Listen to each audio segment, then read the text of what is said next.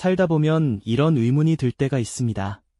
같은 시대에 같은 환경에서 살고 비슷한 일을 하는데 왜 어떤 사람은 평생 돈 걱정 없이 살고 어떤 사람은 늘 돈에 쪼들릴까요?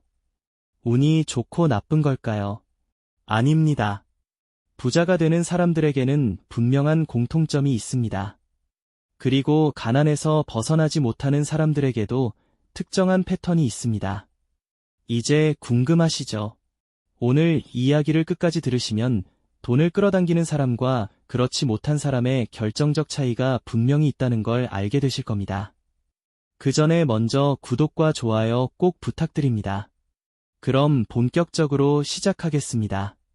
하나, 부자는 돈을 모으고 가난한 사람은 돈을 쓴다. 돈을 대하는 태도부터가 다릅니다. 가난한 사람은 돈을 벌면 가장 먼저 소비할 생각을 합니다. 반면 부자가 될 사람은 돈을 벌면 가장 먼저 저축과 투자를 생각합니다. 예를 들어 같은 돈을 벌더라도 가난한 사람은 최신 스마트폰을 사고 명품을 사고 유행하는 것에 돈을 씁니다. 하지만 부자가 될 사람은 그 돈을 저축하거나 투자해서 더 큰 돈을 만들 방법을 찾습니다. 소득의 일부를 반드시 저축하고 투자하십시오. 돈을 먼저 쓰고 남는 것을 모으는 것이 아니라 먼저 모으고 남는 것을 씁니다. 둘, 부자는 돈이 일하게 하고 가난한 사람은 자신이 일한다. 가난한 사람은 돈을 벌기 위해 자신의 시간과 노동을 판다고 생각합니다. 즉, 일하지 않으면 돈이 들어오지 않습니다. 반면 부자는 돈이 스스로 일하게 만드는 법을 배웁니다. 예를 들어 부자는 주식, 부동산, 사업 등 수입을 창출하는 자산을 만듭니다. 그 결과 자신이 직접 일하지 않아도 수입이 생깁니다.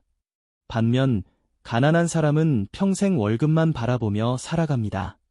돈이 돈을 벌게 만드는 방법을 배우십시오. 적극적으로 투자하고 수입원을 다양화하는 것이 중요합니다. 셋, 부자는 배우고 가난한 사람은 멈춘다. 부자가 될 사람은 끊임없이 배우고 성장합니다. 새로운 경제 흐름을 공부하고 자기 개발에 시간을 투자합니다.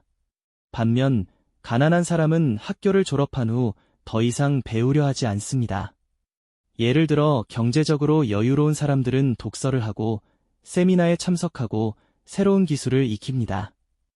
그러나 가난한 사람들은 TV나 스마트폰에 시간을 낭비하면서도 나는 운이 나빠서 안 돼 라고 생각합니다. 하루에 단 10분이라도 경제 공부를 하십시오. 새로운 지식과 기술을 익히는 것이 부자가 되는 지름길입니다. 넷, 부자는 기회를 잡고 가난한 사람은 기회를 두려워한다. 기회가 왔을 때 행동하는 사람이 부자가 됩니다. 반면 가난한 사람은 별표 혹시 실패하면 어떡하지 별표라는 생각에 머뭇거리다가 기회를 놓칩니다. 예를 들어 같은 사업 제안을 받아도 부자가 될 사람은 어떻게 하면 성공할까를 고민합니다.